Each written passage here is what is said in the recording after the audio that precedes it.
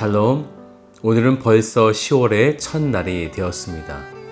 이제 가을바람의 선선함이 지나고 나면 겨울이 오고 또 그렇게 한 해가 지나갈 것입니다. 오늘의 기쁨을 누리시며 감사가 넘치시기를 주님의 이름으로 축복드립니다. 오늘 말씀은 창세기 18장 말씀 되겠습니다. 여호와께서 마므레의 상수리 나무들이 있는 곳에서 아브라함에게 나타나시니라. 날이 뜨거울 때에 그가 장막문에 앉아 있다가 눈을 들어본즉 사람 셋이 맞은편에 서 있는지라. 그가 그들을 보자 곧 장막문에서 달려나가 영접하며 몸을 땅에 굽혀 내 주여, 내가 주께 은혜를 입었사오면 원하건대 총을 떠나 지나가지 마시옵고 물을 조금 가져오게 하사 당신들의 발을 씻으시고 나무 아래에서 쉬소서. 내가 떡을 조금 가져오리니 당신들의 마음을 상쾌하게 하신 후에 지나가소서. 당신들이 종에게 오셨음이니이다. 내 말대로 그리하라. 아브라함이 급히 장막으로 가서 사라에게 이르되 속히 고운 가루 세 알을 가져다가 반죽하여 떡을 만들라.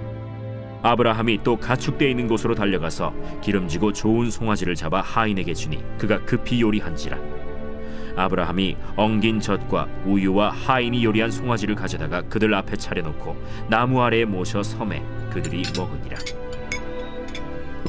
그들이 아브라함에게 이르되 내 아내 사라가 어디 있느냐? 장막에 있나이다. 내년 이맘때 내가 반드시 내게로 돌아오리니 내 아내 사라에게 아들이 있으리라. 사라가 그 뒤 장막문에서 들었더라. 아브라함과 사라는 나이가 많아 늙었고 사라에게는 여성의 생리가 끊어졌는지라. 사라가 속으로 웃고 이르되 내가 노쇠하였고 내 주인도 늙었으니 내게 무슨 즐거움이 있으리요. 여호와께서 아브라함에게 이르시되 사라가 왜 웃으며 이르기를 내가 늙었거늘 어떻게 아들을 낳으리요 하느냐? 여호와께 능하지 못한 일이 있겠느냐? 기한이 이를 때 내가 내게로 돌아오리니 사라에게 아들이 있으리라.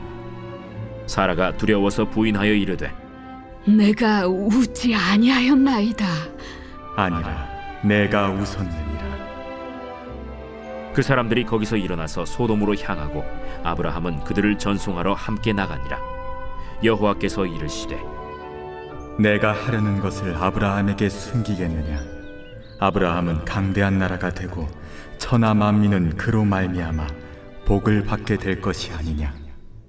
내가 그로 그 자식과 건숙에게 명하여 여호와의 도를 지켜 의와 공도를 행하게 하려고 그를 택하였나니 이는 나 여호와가 아브라함에게 대하여 말한 일을 이루려 함이니라. 소돔과 고모라에 대한 부르짖음이 크고 그 죄악이 심히 무거우니 내가 이제 내려가서 그 모든 행한 것이 과연 내게 들린 부르짖음과 같은지 그렇지 않은지 내가 보고 알려 하노라. 그 사람들이 거기서 떠나 소돔으로 향하여 가고 아브라함은 여호와 앞에 그대로 섰더니 아브라함이 가까이 나아가 이르되 주께서 의인을 악인과 함께 멸하려 하시나이까? 그 성중에 의인 50명이 있을지라도 주께서 그곳을 멸하시고 그 50의인을 위하여 용서하지 아니하시리이까? 주께서 이같이 하사 의인을 악인과 함께 죽이심은 부당하오며 의인과 악인을 같이 하심도 부당하니이다. 세상을 심판하시는 이가 정의를 행하실 것이 아니니까? 내가 만일 소돔 성읍 가운데에서 의인 50명을 찾으면 그들을 위하여 온 지역을 용서하리라. 나는 티끌이나 재와 같사오나 감히 주께 아뢰나이다. 50의인 중에 5명이 부족하다면 그 5명이 부족함으로 말미암아 온 성읍을 멸하시리이까? 내가 거기서 45명을 찾으면 멸하지 아니하리라. 거기서 40명을 찾으시면 어찌하려 하시나이까?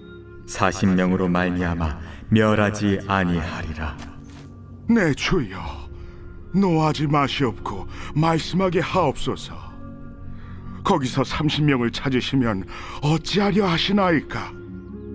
내가 거기서 30명을 찾으면 그리하지 아니하리라. 내가 감히 내 주께 아뢰나이다. 거기서 20명을 찾으시면 어찌하려 하시나이까? 내가 20명으로 말미암아 그리하지 아니하리라. 주는 노하지 마옵소서.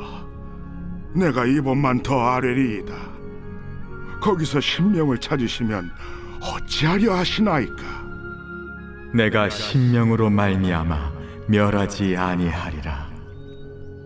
여호와께서 아브라함과 말씀을 마치시고 가시니 아브라함도 자기 곳으로 돌아갔더라. 오늘 함께하고 있는 18장은 하나님께서 아브라함과 교제를 나누신 이후에 좋은 소식과 나쁜 소식을 전해주시는 내용입니다. 좋은 소식은 드디어 내년 이때에 이삭이 태어나리라 라고 하시는 소식이고, 나쁜 소식은 소돔과 고모라를 심판하시겠다 라고 하신 소식입니다. 이사야서 41장 8절의 말씀을 보면요, 하나님께서 아브라함을 가리켜 나의 벗이라고 호칭을 하셨어요. 또 야고보서 2장 23절에도 그는 하나님의 벗이라고 칭함을 받았나니 하셨습니다. 왜 벗이라고 하셨냐면 오늘 본문 17절을 보면 이런 말씀이 나오죠. 여호와께서 이르시되 내가 하려는 것을 아브라함에게 숨기겠느냐라는 것입니다. 비밀이 없는 관계라는 거죠. 이제 그 비밀스러운 것을 숨기지 아니하시고 아브라함에게 말씀하시기 위해 찾아가시게 되는데요. 1절 말씀을 보시겠어요?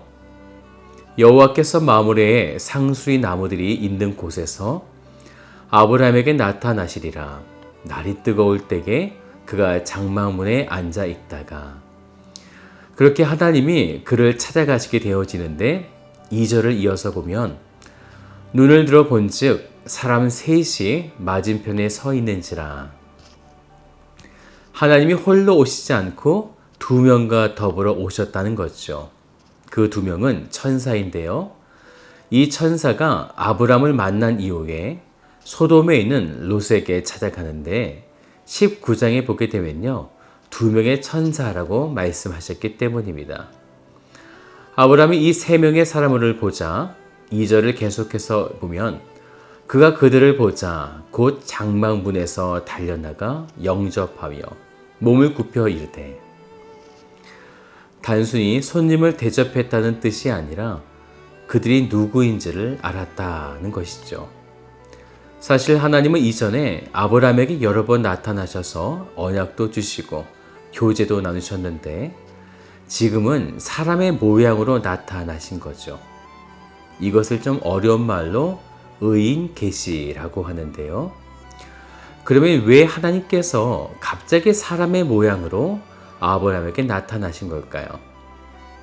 이 점을 이삭이 태어나리라 라고 말씀하신 것과 결부시켜 보면요, 아브라함의 자손으로 오실 예수 그리스도가 사람의 몸을 입고 우리를 찾아오실 것에 대한 예표라고 할 수 있는 것입니다. 그렇다는 이야기는 지금 아브라함이 대접하고 있는 사람의 모양으로 오신 분은 예수 그리스도가 되어지시는 거죠. 이제 아브라함이 사람의 모양으로 오신 예수님을 5절에 보면 내가 떡을 조금 가져오리니 당신들의 마음을 상쾌하게 하신 후에 지나가소서, 이렇게 말씀하죠. 이 떡이 의미하는 것은 영적 교제를 보여주고 있는 것인데요. 요한계시록 3장 20절의 말씀을 보면 내가 그에게로 들어가 그로 더불어 먹고 그는 나로 더불어 먹으리라 라고 말씀하셨어요. 떡과 먹는 것, 영적인 교제가 일어나고 있음을 보여주고 있는 것이죠. 그 교제 속에서 하나님은 좋은 소식과 나쁜 소식을 전해주십니다. 사랑하는 여러분, 좋은 소식과 나쁜 소식을 듣는 방법의 전제가 무엇이라고요? 먼저는 하나님과 친밀한 교제가 이루어져야 한다라는 것입니다. 여기서 좋은 소식은 10절을 보면 하나님이 사라에게 말씀하신 거죠. 그가 이르되 내년 이맘때 내가 반드시 내게로 돌아오리니 내 아내 사라에게 아들이 있으리라 라고 하셨다는 것입니다. 하지만 이때 사라는 자신의 상태를 보게 된 거죠. 자신은 나이가 많고 생리가 끊어졌다는 것입니다. 그래서 그녀가 웃게 되죠. 그런데 그때 하나님은 그에게 이렇게 말씀하십니다. 14절을 보세요. 여호와께 능하지 못한 일이 있겠느냐. 내년 이맘때 다시 오실 때 사라에게 아들이 있을 거라고 분명하게 말씀하시게 됩니다. 이 장면과 아주 비슷한 장면이 있는데요. 예수님께서 태어나실 때요. 마리아가 천사에게 이렇게 이야기하게 되죠. 나는 사내를 알지 못하니 어찌 이 일이 있으리까 라고요.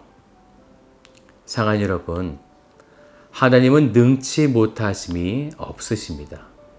우리의 생각으로, 경험으로 안 된다고 생각하는 것이지 하나님은 절대로 능치 못하심이 없는 것입니다. 이제 하나님은 아브라함에게 18절의 말씀을 통해서 아브라함은 강대한 나라가 되고 천하 만민은 그로 말미암아 복을 받게 될 것이 아니냐. 다시 한번 언약의 내용을 상기시키시면서 이제 나쁜 소식을 전하시게 되죠. 아브라함의 이러한 관계 속에서 주시는 놀라운 복과 대조적으로 20절을 보시면 여호와께서 또 이르시되 소돔과 고모라에 대한 부르짖음이 크고 그 죄악이 심히 무거우니. 하나님은 그들의 상태를 보고 싶었던 거예요. 그래서 21절의 말씀을 보면 내가 이제 내려가서 내가 보고 알려 하노라 라고 하셨다라는 것이죠. 이제 아브라함은 하나님 앞에 그대로 있고 두 천사가 소돔 땅으로 향해 가게 되어지죠. 그때 아브라함은 하나님께 여쭤보는 거예요. 악인이 심판을 받는 것은 그렇다 치고 그 안에 반드시 의인이 있을 텐데 의인까지 심판을 받는 것은 의인까지 심판을 하시겠느냐라는 질문이었어요. 그래서 그는 하나님께 거래를 하게 되죠. 그곳에 의인 50명만 있으면 용서하시겠습니까? 그때 하나님은 용서하신다라고 하신 거죠. 그런데 아브라함은 자신이 없었어요. 그래서 숫자를 계속 낮추죠. 45명만 있으면, 40명만 있으면, 30명만 있으면, 20명만 있으면, 결국 의인 10명만 있으면 결국 의인 10명이 소돔에 있어도 용서하시겠습니까? 라는 물음에 하나님은 용서하시겠다라고 말씀하시게 됩니다. 왜냐하면 그곳에 의인이 있기 때문이겠죠.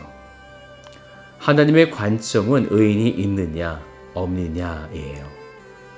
아브라함을 통해 펼쳐질 의인의 역사 속에 함께 참여할 자가 그곳에 있는가? 하나님은 바로 이것이 관점이었습니다.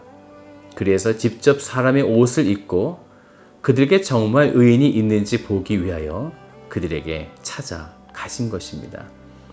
이것은 마치 잃어버린 한 마리 양을 찾아 나서시는 예수님의 모습과 똑같은 거죠. 그러면 왜 이삭에 대한 좋은 소식 이후에 나쁜 소식을 가지고 직접 내려오셨는가예요. 바로 그들에게 예수 그리스도를 통한 복음이 필요함을 보여주고 계신 거죠.